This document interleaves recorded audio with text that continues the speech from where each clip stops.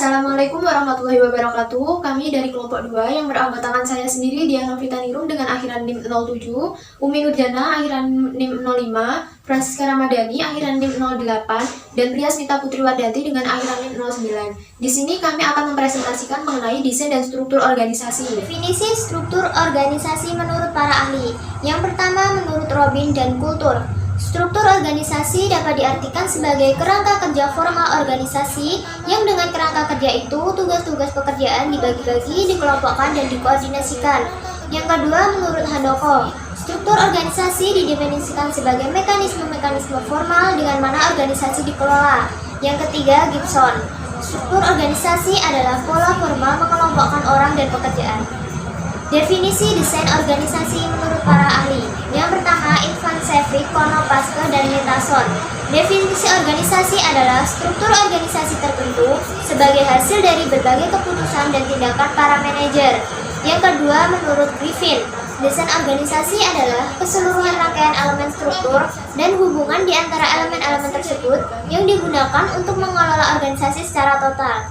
Menurut Wisnu dan Nur Hasanah, desain organisasi adalah sebuah proses memilih dan mengelola aspek-aspek struktur organisasi dan kultur yang dilakukan oleh para manajer sehingga organisasi mampu mengendalikan kegiatan apa saja yang perlu dilakukan untuk mencapai tujuan bersama.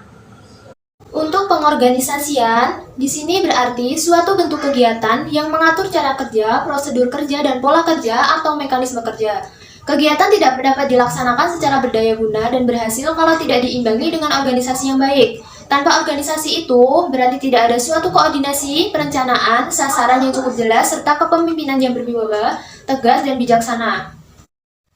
Dari pengertian di atas dapat disimpulkan bahwa desain dan struktur organisasi merupakan di mana manajer melakukan alokasi sumber daya organisasi, serta bagaimana keseluruhan kerja tersebut dapat dikoordinasikan dan dikomunikasikan.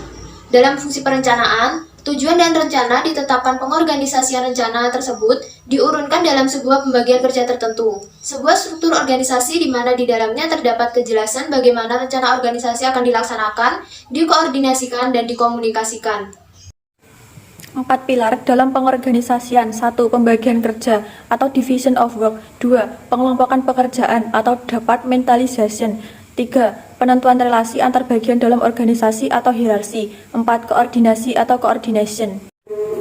Sebagaimana dikemukakan oleh Stoner, Freeman, dan Gilbert pada tahun 1995, 4 pilar tersebut adalah A. Pembagian kerja atau division of work, upaya untuk menyederhanakan dari keseluruhan kegiatan dan pekerjaan yang mungkin saja bersifat kompleks menjadi lebih sederhana dan spesifik, di mana setiap orang akan ditempatkan dan ditugaskan untuk setiap kegiatan yang sederhana dan spesifik tersebut dinamakan sebagai pembagian kerja atau division of work. B. Pengelompokan pekerjaan atau departmentalization. Setelah pekerjaan ini dispesifikkan, maka kemudian pekerjaan-pekerjaan tersebut dikelompokkan berdasarkan kriteria tertentu yang sejenis. C. Penentuan relasi antar bagian dalam organisasi atau hierarki. Span of management control berkaitan dengan jumlah orang atau bagian di bawah suatu departemen yang akan bertanggung jawab kepada departemen atau bagian tertentu. Chain of command menjelaskan bagaimana batasan kewenangan dibuat dan bagian mana yang akan melapor ke bagian yang telah ditentukan. D. Koordinasi atau coordination. Koordinasi sebagaimana menurut Stoner, Freeman, dan Gilbert pada tahun 1995 pada dasarnya adalah sebuah proses dalam mengintegrasikan seluruh aktivitas dari berbagai departemen atau bagian dalam organisasi agar tujuan organisasi bisa tercapai secara efektif. Tujuan pengorganisasian. 1. Membantu koordinasi. Tujuan organisasi dapat dicapai dengan mudah dan efektif. 2. Memperlancar pengawasan. Unit kontrol yang identik dapat diintegrasikan dalam sistem pemantauan terintegrasi yang identik. 3. Memaksimalkan manfaat spesialisasi. Membantu seseorang menjadi lebih berpengalaman dalam profesi tertentu. 4. Penghematan biaya. Pertimbangan tentang peningkatan efisiensi. Prinsip pengorganisasian. 1. Prinsip spesialisasi kerja atau work specialization. Spesialisasi pekerjaan adalah pembagian tugas atau pekerjaan kompleks menjadi sub-sub pekerjaan yang berbeda atau bagian untuk pembagian kerja mereka. Keuntungan dari spesialisasi atau pembagian kerja ini adalah untuk meningkatkan produktivitas dan menyelesaikan pekerjaan secara efisien. karena setiap karyawan melakukan pekerjaan yang sama setiap hari sehingga kecepatan dan kualitas pekerjaan tetap terjaga. 2. Prinsip otoritas atau authority. Otoritas atau wewenang adalah hak untuk melakukan sesuatu, untuk membuat keputusan, untuk memerintahkan orang lain, untuk melakukan sesuatu, dan hak untuk mengalokasikan sumber daya atas nama organisasi untuk mencapai tujuan organisasi. Prinsip pengorganisasian. 1. Prinsip rantai komando atau chain of command. Rantai komando atau chain of command dapat diartikan sebagai garis wewenang terus-menerus yang membentang dari puncak manajemen ke level terendah dari karyawan dan menjelaskan siapa yang harus bertanggung jawab dan siapa yang harus melapor. 2. Prinsip pendelegasian wewenang atau delegation. Delegasi kekuasaan dapat diartikan oleh seorang manajer sebagai kekuatan pendelegasian kepada bawahannya untuk melakukan sesuatu atau sebagai 3. kekuatan Prinsip untuk rentang membuat kendali atau keputusan. span of control. Rentang kendali atau sering juga disebut dengan margin manajemen adalah jumlah karyawan atau bawahan yang dapat dikontrol secara efektif oleh atasan atau bos yang ditunjuk dapat menjadi alasan atau manajer. Area kontrol ini sangat penting untuk mengetahui desain dan dinamika grup dalam organisasi yang bersangkutan. Manfaat pengorganisasian. 1. Fasilitas koordinasi antara para pihak dan kelompok. 2. Pembagian tugas sesuai dengan kondisi perusahaan saat ini. 3. Semua orang tahu apa yang sedang dilakukan. 4. Sederhanakan pemantauan. 5. Memaksimalkan manfaat spesialisasi. 6. Efisiensi biaya. 7. Hubungan antar individu menjadi lebih harmonis. Elemen struktur organisasi. Ada 6 elemen kunci yang perlu diperhatikan oleh para manajer ketika hendak mendesain struktur, antara lain 1. Spesialisasi pekerjaan. Sejauh mana tugas-tugas dalam organisasi dibagi ke dalam beberapa pekerjaan tersendiri. 2. Departementalisasi. Dasar yang dipakai untuk mengelompokkan pekerjaan secara bersama-sama. Departementalisasi dapat berupa proses, produk, geografi, dan pelanggan. 3. Rantai komando.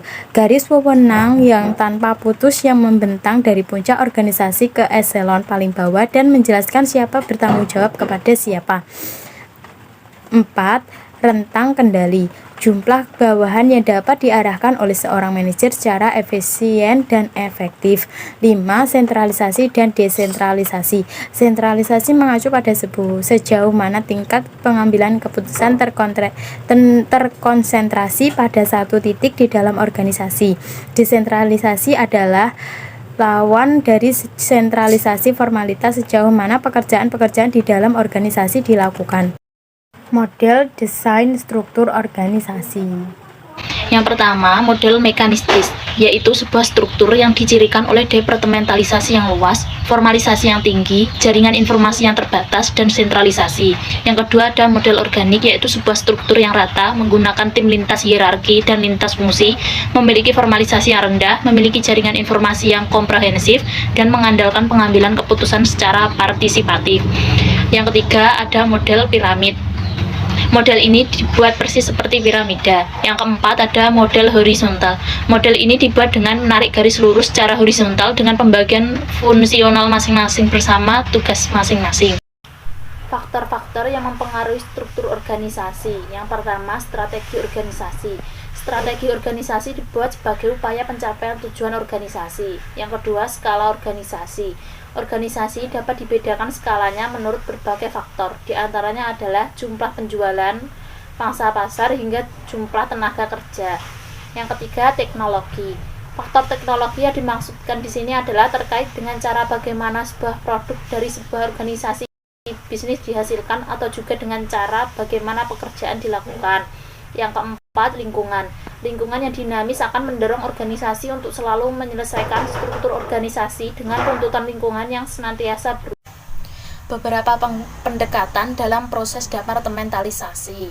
Yang pertama adalah pendekatan fungsional, pendekatan geografis, pendekatan produk, pendekatan matriks, pendekatan pelanggan atau customer departmentalization. Jadi pendekatan mana yang lebih baik? Desain struktur organisasi modern.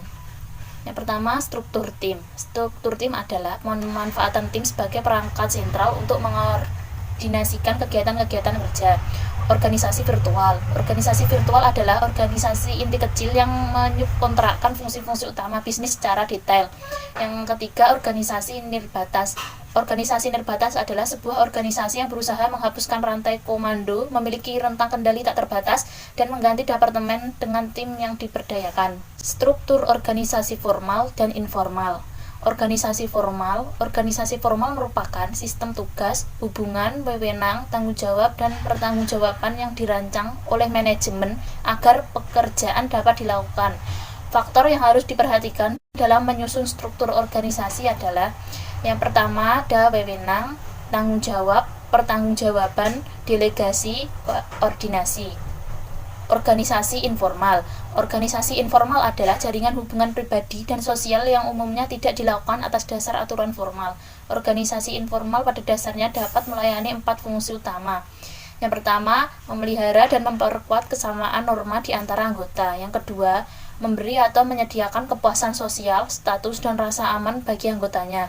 Ketiga, membantu para anggota untuk berkomunikasi. Keempat, membantu memecahkan persoalan-persoalan yang dihadapi anggota. Sekian presentasi dari kelompok 2. Apabila ada kurang lebihnya, kami mohon maaf. Wassalamualaikum warahmatullahi wabarakatuh.